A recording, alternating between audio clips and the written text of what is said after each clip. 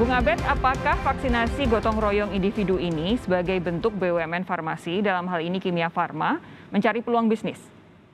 Saya nggak bisa jawab karena saya nggak punya kompetensi untuk di situ ya. Tetapi saya mau meletakkan saja di dalam kerangka policy besarnya bahwa saya perlu hadir di sini untuk memastikan, meyakinkan bahwa kita tidak mengalami perubahan di dalam vaksin program yang disiapkan oleh pemerintah untuk gratis. Jadi itu alasan saya hadir. Oke, Pak Faisal, Anda teryakinkan dengan penjelasan dari Bung Abed? Ada faktanya. Jadi pada bulan Januari, BUMN Farmasi press conference. Vaksinasi ini, kata mereka, ada di majalah koran kontan, lah, saudaranya Kompas kan. Vaksinasi ini peluang bisnis kita untuk memperkokoh BUMN farmasi. Bahkan tidak hanya vaksin, kata mereka itu, tetapi juga obat alat suntik segala macam gitu. Karena mereka punya punya kemewahan, dapat lisensi untuk mengimpor itu. Jadi ini ada dimensi persaingan lagi kan. Siapa tahu swasta bisa pengadaan lebih cepat, tapi itu kita belakangan lah. Jadi betul, itu peluang bisnis yang diciptakan pemerintah sejak awal. Kenapa saya katakan begitu?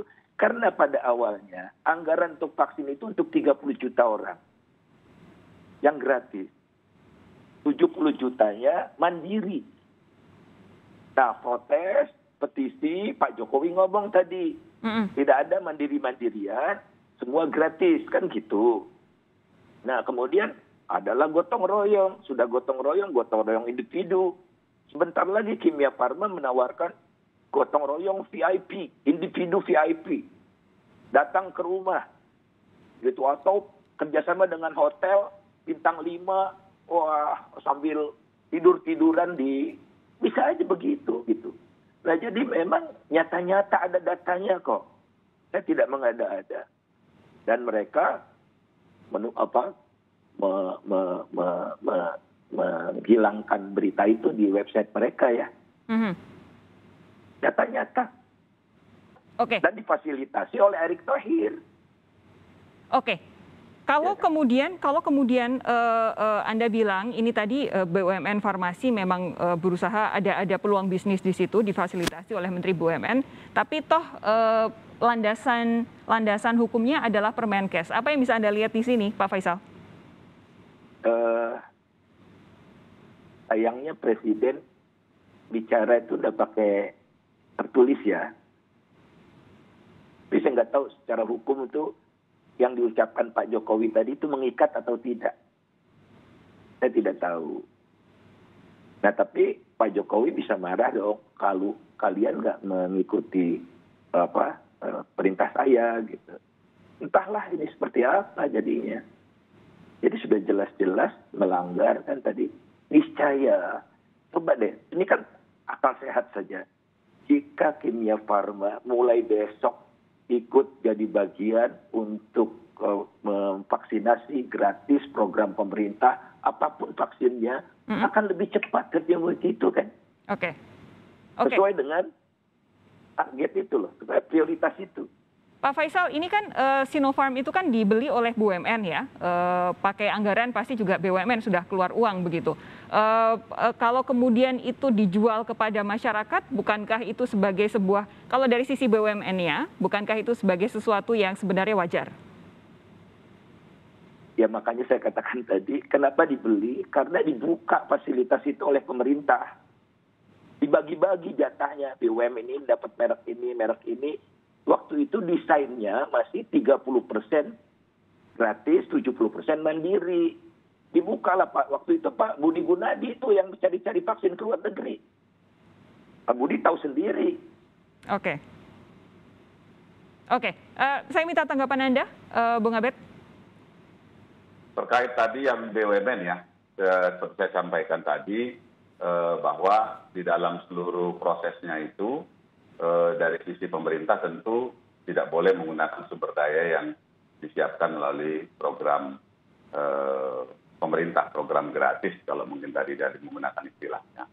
Dan hari ini sampai dengan sekarang kita lagi terus mempercepat karena memang perhitungannya semester kedua ini akan banyak sekali jumlah vaksin yang akan masuk, begitu ya. Dan secara ambisius sebenarnya ditetapkan targetnya itu diupayakan bagaimana caranya supaya di akhir tahun atau paling lambat di awal tahun depan kita sudah selesai untuk menjalankan target vaksinasi yang ditetapkan oleh pemerintah. Nah, ini yang memang lagi banyak disebut begitu ya. Tetapi sisi lain juga misalnya saya dapat informasi untuk perspektif saja ada sekitar 100.000 WNA yang ada juga di Indonesia, gitu ya, yang juga perlu kita pikirkan. Kalau soal WNA ini kenapa tidak kemudian dibikin jalur sendiri, misalkan bekerja sama dengan kedutaan besar masing-masing misalnya? Mbak, saya boleh? Silakan, ya? Pak Faisal. Ini public issue, public good, tidak ada urusan WNA, WNI, WN apa. Indikatornya apa? Yang berisiko. Jadi WNA yang berisiko dapat fasilitas seperti juga warga Indonesia di luar negeri. Ya. Itu ikut itu. Jadi nggak relevan kita bicara WNA ini. Gitu. Gratis juga, warga kita juga gratis di luar negeri. Bung Abed, jadi seharusnya tidak relevan warga negara asing. Tapi polisinya begitu kan, sampai sekarang belum kita layan. Kenapa bukan polisi yang diubah? Nanti saya cek. Mbak, WNA itu sama WNI sama kemungkinannya menyebarkan virus kan. Kan tidak ditanya, nih kamu virus yang menyebarkan WNA apa WNI? Gimana sih kita bernegara kalau begini? Oke, silakan. Jadi menjustifikasi itu tadi, ada ladang bisnis yang diciptakan oleh negara. Privatisasi fungsi negara. Itu yang harus kita kritisi keras, ya, keras. Bung Abed, silakan. Ya, jadi lagi-lagi saya tekankan ya, ini opsi. Jadi kalau nggak mau, nggak usah, gitu loh.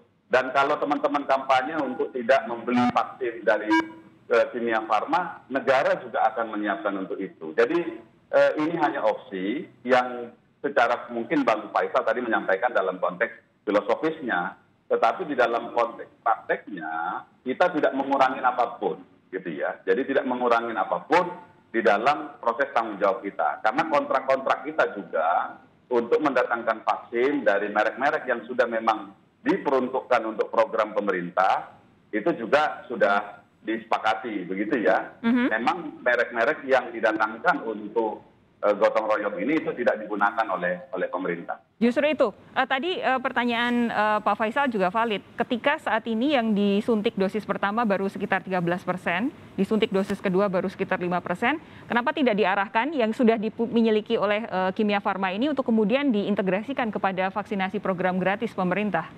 Kayaknya barang mereka juga belum datang itu semuanya.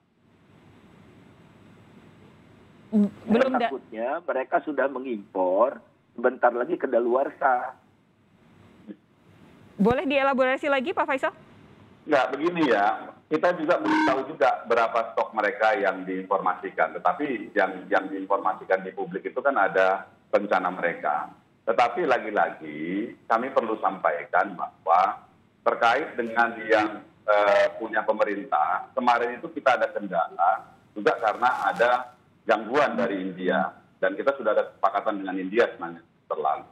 Tapi di periode ini kita kan bisa lihat ya, ketika lansia kita sudah buka juga yang 18 plus, itu kecepatan vaksinasi juga mengalami peningkatan. Gitu. Jadi ini memang akan terus nanti akan mengalami peningkatan di dalam jumlah vaksinasi. Yang dilakukan. Pak Faisal silakan, tadi Anda terpotong.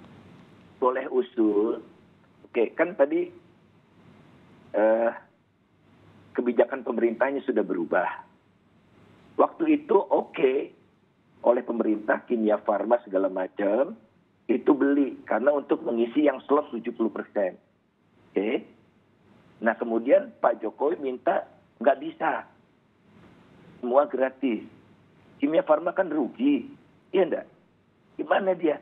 Nah oleh karena itu, belilah oleh pemerintah vaksin-vaksin yang dimiliki oleh Kimia Farma, supaya Kimia Farma tidak rugi, karena itu kebijakan pemerintah kan. Dan Kimia Farma sekarang menjadi operator untuk vaksinasi, tidak ngurus pengadaan vaksin.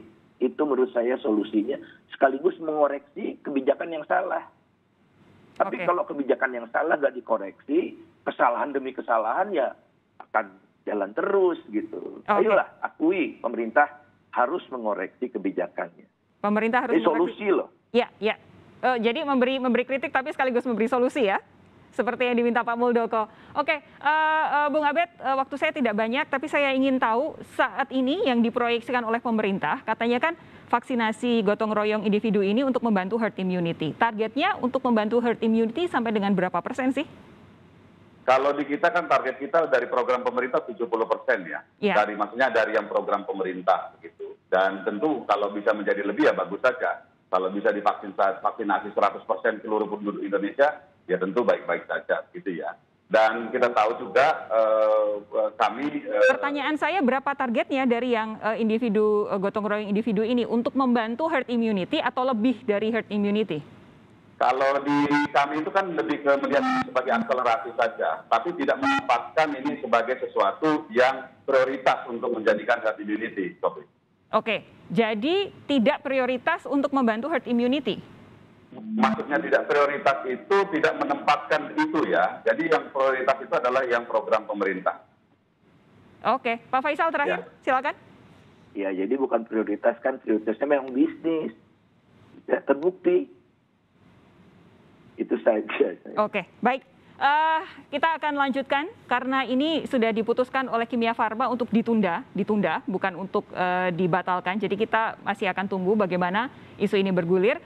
Bung Abed Nego, terima kasih sudah bergabung bersama kami. Pak Faisal Basri, terima kasih sudah bergabung juga bersama kami. Sehat terus, kita jumpa lagi lain waktu.